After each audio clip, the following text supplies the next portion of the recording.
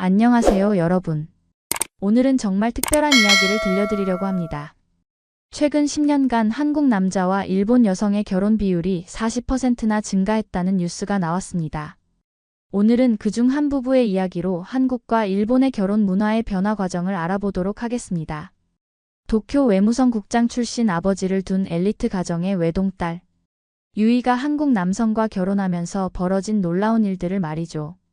처음엔 완강히 반대했던 아버지가 한국을 직접 방문한 후 딸에게 한 말 정말 충격적이었습니다. 나는 그 사람을 오해했었구나. 네가 고른 사람이 맞다. 대체 무슨 일이 있었던 걸까요? 보수적인 일본 아버지의 마음을 완전히 바꿔놓은 한국 사위의 모습은 어떤 것이었을까요? 그리고 이 이야기가 일본 여성들 사이에서 어떤 반향을 불러일으켰는지 끝까지 함께 해주시면 정말 놀라운 반전을 만나실 수 있을 겁니다. 영상이 도움이 되셨다면 구독과 좋아요, 알림 설정도 부탁드립니다. 타카하시 유이는 28살, 도쿄에서 태어나 자란 전형적인 외교관 가정의 딸이었습니다. 아버지는 외무성 국장 출신으로 일본의 대표적인 엘리트 코스를 걸어온 분이었죠. 유이 역시 어린 시절부터 예의 바르고 조용한 성격으로 부모님의 기대에 부응하며 살아왔습니다. 하지만 대학 졸업 후 직장 생활을 시작하면서 뭔가 답답함을 느끼기 시작했어요. 그러던 중 유이는 한국 드라마를 보게 되었습니다. 처음엔 단순한 호기심이었지만 점점 한국 문화에 매료되기 시작했죠. 특히 한국 남성들의 감정 표현 방식이 일본과는 너무 달랐습니다. 사랑해라는 말을 자연스럽게 하고 연인에게 따뜻한 관심을 보이는 모습이 유이에게는 신선한 충격이었어요. 결국 유이는 휴가를 내고 서울로 혼자 여행을 떠났습니다. 명동거리를 걸으며 한국의 활기찬 에너지를 느끼던 그때, 점심을 먹으러 들어간 작은 찜닭 식당에서 운명적인 만남이 시작되었죠. 메뉴를 보며 당황하고 있던 유이에게 옆 테이블에 앉은 남성이 자연스럽게 일본어로 말을 걸어왔습니다. 혹시 도움이 필요하신가요? 처음 오신 것 같은데요. 그가 바로 김현우였습니다. 35살의 인권단체 활동가로 인천에서 일하며 주말마다 서울에 올라오곤 했죠. 현우는 대학 시절 일본 교환학생 경험이 있어서 일본어가 유창했습니다. 유이는 그의 자연스러운 친절함과 따뜻한 미소에 마음이 열렸어요. 현우는 유이에게 찜닭 먹는 법을 알려주고 서울에 숨겨진 맛집들을 소개해 주었습니다. 그날 저녁 한강공원을 걸으며 두 사람은 서로의 이야기를 나누었죠. 유이는 현우가 자신의 감정을 솔직하게 표현하고 상대방의 말을 진심으로 들어주는 모습에 깊은 인상을 받았습니다. 일본에서 만난 남성들과는 확실히 다른 무언가가 있었어요. 일본 여성분들은 정말 신비로우세요. 조용하지만 속 깊은 생각이 많으신 것 같아요. 현우의 이런 말에 유이는 자신이 처음으로 진짜 이해받는다는 느낌을 받았습니다.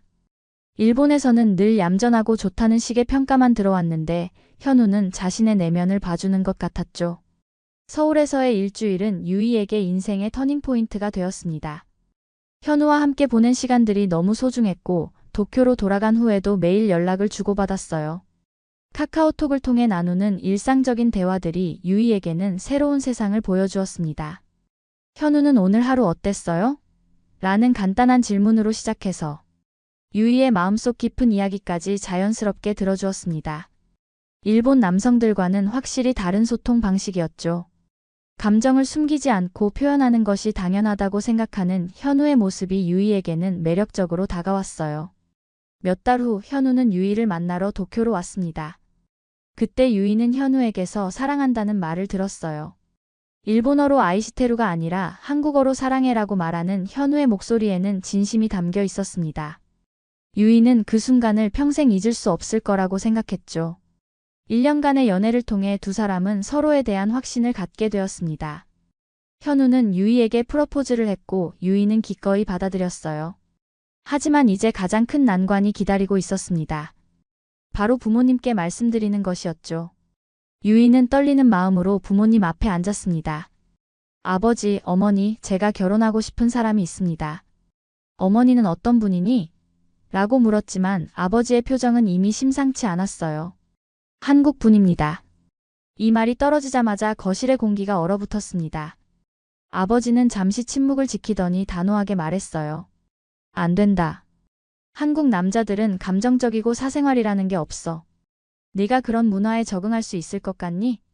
유이는 아버지의 편견에 놀랐습니다. 하지만 아버지의 반대는 거기서 끝나지 않았어요. 외무성에서 일하면서 한국 사람들을 많이 봤다. 물론 좋은 사람들도 있지만 너무 다르다. 네가 부끄러운 결혼을 하지 않았으면 좋겠다. 유이는 아버지의 말에 큰 상처를 받았습니다.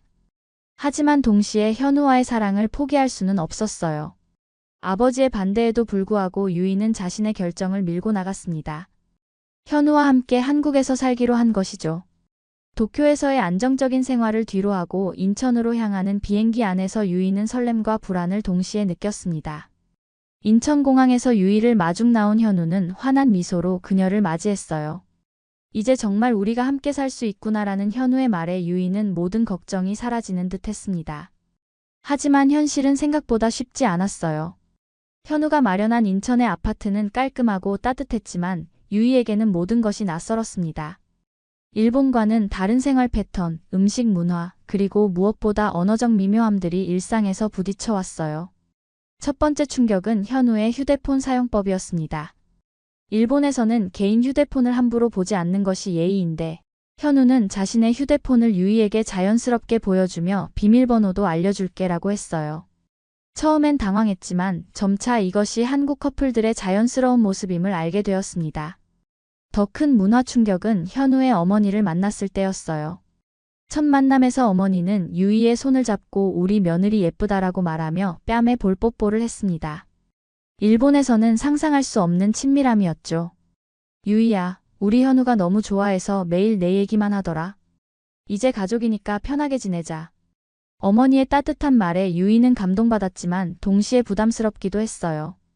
일본에서는 며느리와 시어머니 사이에 적당한 거리감이 있는 것이 당연했는데 한국에서는 정말 가족처럼 지내는 것이 자연스러웠습니다. 현우는 유이가 적응할 수 있도록 많은 배려를 해주었어요. 일본 음식을 해주거나 유이가 그리워하는 일본 드라마를 함께 보기도 했죠. 하지만 유이는 점점 자신이 어디에도 완전히 속하지 못한다는 느낌을 받기 시작했습니다. 한국 생활에 적응하려 노력하면서도 일본 문화를 완전히 버릴 수는 없었고 그렇다고 일본으로 돌아가고 싶지도 않았어요. 그런 애매한 상황에서 도쿄의 아버지는 계속해서 유이에게 연락을 했습니다. 한국 생활 3개월째 유이는 예상치 못한 어려움들을 겪고 있었습니다.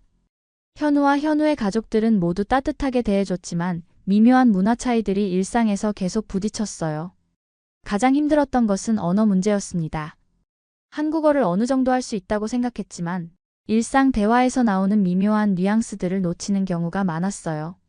특히 현우의 친구들과 만날 때면 대화의 속도를 따라가기 어려웠습니다. 어느 날 현우의 친구들과 함께 고기를 구워 먹는 자리에서였어요. 친구들은 유이에게 친근하게 다가왔지만 술을 마시며 나누는 농담들을 이해하지 못해 어색한 침묵이 흘렀습니다. 현우는 유이를 배려해 일본어로 설명해 주려 했지만 그것이 오히려 유이를 더 소외감 들게 만들었어요. 나는 왜 이렇게 적응을 못할까? 집에 돌아온 유이는 혼자 이런 생각에 잠겼습니다. 현우는 유이의 마음을 알아차리고 다가왔어요. 힘들어? 시간이 지나면 괜찮아질 거야. 하지만 유이의 마음은 복잡했습니다. 현우의 위로가 고마웠지만 동시에 자신이 현우에게 부담을 주고 있다는 생각도 들었어요. 더 큰 문제는 도쿄의 아버지였습니다. 아버지는 거의 매일 유이에게 전화를 걸어왔어요. 처음엔 안부를 묻는 것 같았지만 점점 한국 생활에 대한 걱정과 불만을 표현하기 시작했습니다. 유이야, 정말 괜찮니? 한국 생활이 생각보다 힘들지 않아? 언제든지 집으로 돌아와도 돼. 아버지의 이런 말들이 유이의 마음을 더욱 흔들렸어요. 특히 한국 생활에 적응하기 어려운 순간들이 있을 때면 아버지의 말이 더욱 절실하게 느껴졌습니다. 현우는 유이의 변화를 눈치챘습니다. 처음 한국에 왔을 때의 밝은 모습이 점점 사라지고 무언가 고민이 많아 보였어요. 현우는 유이와 진솔한 대화를 나누고 싶어 했지만 유이는 자신의 어려움을 현우에게 털어놓기가 어려웠습니다. 혹시 내가 뭔가 잘못했나? 유이가 요즘 많이 힘들어 보여. 현우의 이런 걱정에 유이는 더욱 미안한 마음이 들었어요. 현우는 자신을 위해 최선을 다하고 있는데 자신은 적응하지 못하고 있다는 자책감이 들었습니다. 한국 생활 6개월째 유이는 정서적으로 가장 어려운 시기를 겪고 있었습니다. 겉으로는 적응하는 것처럼 보였지만 속으로는 깊은 외로움과 정체성의 혼란을 느끼고 있었어요. 결정적인 순간은 현우의 회사 동료들과의 모임에서였습니다. 인권단체에서 일하는 현우의 동료들은 모두 의식 있고 열정적인 사람들이었죠. 그들은 한국 사회의 여러 문제들에 대해 진지하게 토론했는데 유이는 그 대화에 끼어들기 어려웠어요. 일본은 어떤가요? 한국과 비교해서 어떤 차이가 있는지 궁금해요. 동료 중 한 명이 유이에게 질문했을 때 유이는 답하기 어려웠습니다.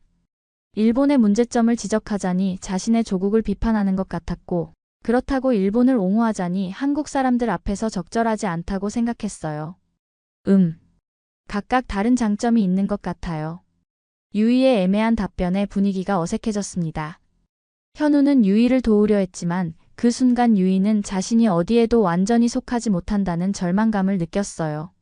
집에 돌아온 후 유이는 현우에게 처음으로 자신의 속마음을 털어놓았습니다.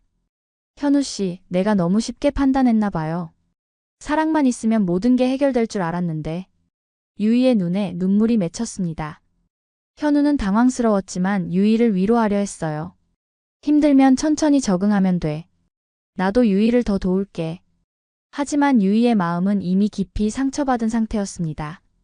내가 일본에서도 이방인이고 한국에서도 이방인인 것 같아요. 어디에도 완전히 속하지 못하는 느낌이에요.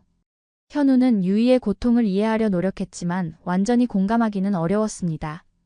결국 두 사람 사이에 처음으로 큰 갈등이 생겼어요. 그럼 어떻게 하고 싶어? 나는 유이가 행복했으면 좋겠는데. 현우의 말에 유이는 더욱 울음을 터뜨렸습니다. 저도 모르겠어요. 정말 모르겠어요. 그날 밤 현우는 고민 끝에 유이에게 말했습니다. 유이야, 너무 힘들면 일본으로 돌아가도 돼. 나는 네가 행복한 게 제일 중요해. 현우의 이런 말이 유이에게는 오히려 더 큰 상처로 다가왔어요. 현우조차 자신을 포기하려 한다는 생각이 들었습니다. 그렇게 고민에 빠져있던 어느 날 유이는 뜻밖의 전화를 받았습니다. 김포공항에서 온 전화였어요. 타카하시 유이 씨 맞나요? 아버지분이 도착하셨는데 연락이 안 되네요. 유이는 깜짝 놀랐습니다. 아버지가 한국에 온다는 말을 들은 적이 없었거든요.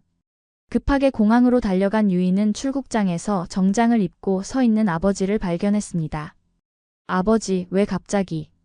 아버지는 평소보다 더 엄숙한 표정을 짓고 있었어요. 이 결혼이 얼마나 무모한 일인지 직접 보러 왔다. 네가 얼마나 고생하고 있는지 알고 싶었어. 아버지의 말에 유이는 복잡한 심정이 들었습니다. 한편으로는 아버지가 걱정해서 온 것이 고마웠지만 다른 한편으로는 아버지가 자신의 결혼을 인정하지 않는다는 사실이 여전히 아팠어요. 집에 도착한 아버지는 인천의 아파트를 둘러보며 아무 말도 하지 않았습니다. 현우는 긴장한 채로 아버지를 맞이했어요. 안녕하세요. 김현우입니다. 유이를 잘 부탁드린다는 인사를 이제야 드리게 되었네요. 현우의 정중한 인사에 아버지는 고개만 끄덕였습니다. 분위기가 너무 어색했어요.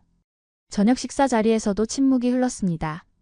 현우는 아버지에게 좋은 인상을 주려고 노력했지만 아버지는 여전히 경계심을 풀지 않았어요. 그때 현우가 조용히 말했습니다. 아버지, 제가 유이 씨를 충분히 행복하게 해드릴 수 있을지 확신이 서지 않을 때가 있습니다. 하지만 최선을 다하고 있습니다. 현우의 솔직한 고백에 아버지는 조금 놀란 표정을 지었어요. 예상했던 것과는 다른 반응이었습니다. 문화 차이 때문에 유이 씨가 어려워하는 것들이 있다는 걸 알고 있습니다. 그래서 더 노력하려고 해요. 현우는 계속해서 자신의 진심을 털어놓았습니다. 아버지께서 걱정하시는 게 이해됩니다.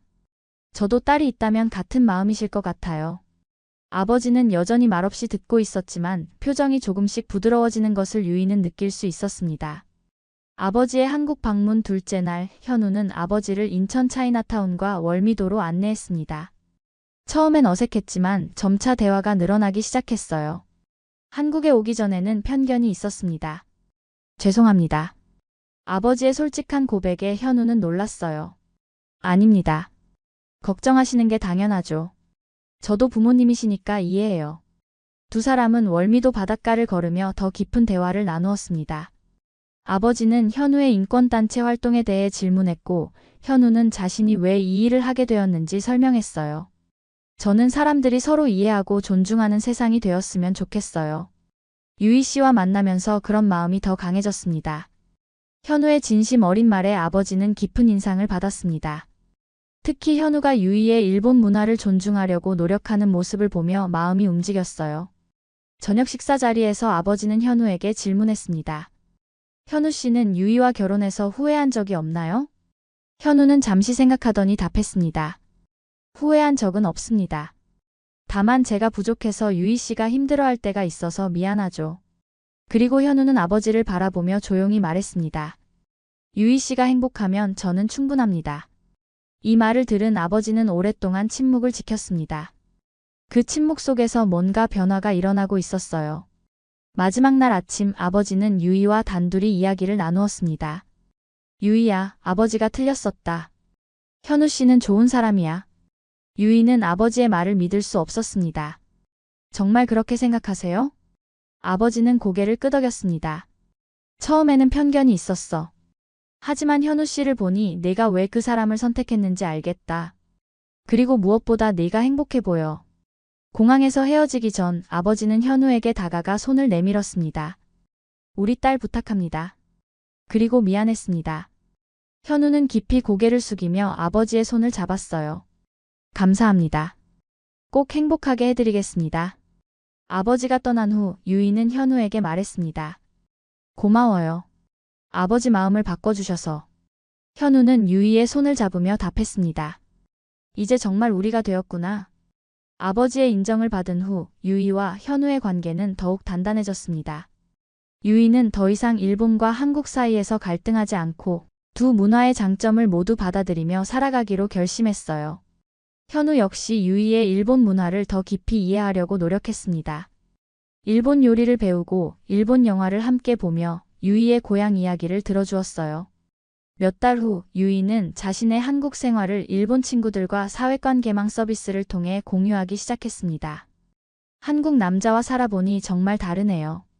감정 표현도 자유롭고 연인 관계에서도 더 평등한 것 같아요. 유이의 이런 게시글들이 일본 여성들 사이에서 큰 반향을 일으켰습니다. 특히 사랑해라는 말을 자연스럽게 하는 한국 남성의 모습이나 집안일을 함께 나누어 하는 모습들이 일본 여성들에게는 신선한 충격으로 다가왔어요. 정말 부럽다. 우리나라 남자들은 왜 감정 표현을 이렇게 어려워할까? 한국 남자들은 정말 로맨틱하구나. 유이의 게시글에 달리는 댓글들을 보며 유이는 자신의 경험이 많은 일본 여성들에게 희망을 주고 있다는 것을 깨달았습니다. 현우와 함께 한강에서 치킨을 먹으며 맥주를 마시는 평범한 일상, 현우가 유이를 위해 일본 라멘을 끓여주는 모습, 두 사람이 함께 한국 드라마를 보며 웃는 장면들이 일본 여성들에게는 동경의 대상이 되었어요. 특히 현우가 유이의 의견을 존중하고 중요한 결정을 할 때 항상 함께 상의하는 모습이 인상적이었습니다. 일본에서는 남성이 주도하는 관계가 당연시되는 경우가 많았는데 한국에서는 더 수평적인 관계가 가능하다는 것을 보여주었죠. 유이는 또한 한국의 민주적인 문화에 대해서도 이야기했습니다. 촛불 집회에 참여했던 경험, 사회 문제에 대해 자유롭게 토론하는 문화, 그리고 개인의 의견을 존중하는 분위기 등이 일본과는 확연히 다르다고 했어요. 한국에서는 정말 자유롭게 자신의 생각을 표현할 수 있어요. 연인 사이에서도 마찬가지고요. 이런 유이의 이야기들이 일본 매체에도 소개되기 시작했습니다. 한류 열풍과 함께 한국 남성에 대한 관심이 높아지는 가운데 유이의 실제 경험담은 많은 일본 여성들에게 구체적인 정보를 제공해 주었어요. 1년 후 유이와 현우는 작은 결혼식을 올렸습니다. 도쿄에서 날아온 아버지는 현우에게 직접 유이의 손을 맡기며 말했습니다. 나는 그 사람을 오해했었구나. 네가 고른 사람이 맞다. 결혼식에는 현우의 가족들과 함께 일본에서 온 유이의 친구들도 참석했어요. 두 나라의 문화가 자연스럽게 어우러지는 아름다운 결혼식이었습니다. 현재 유이는 한국에서 일본어 강사로 일하며 한일 문화 교류에도 적극적으로 참여하고 있습니다. 현우는 여전히 인권단체에서 일하며 유이와 함께 더 나은 세상을 만들어가고 있어요. 유이와 현우의 이야기는 단순한 개인의 연애담을 넘어서 현재 동아시아에서 일어나고 있는 큰 변화를 보여줍니다. 실제로 한국 남성과 일본 여성의 국제 결혼이 꾸준히 증가하고 있는데 이에는 여러 사회문화적 배경이 있어요.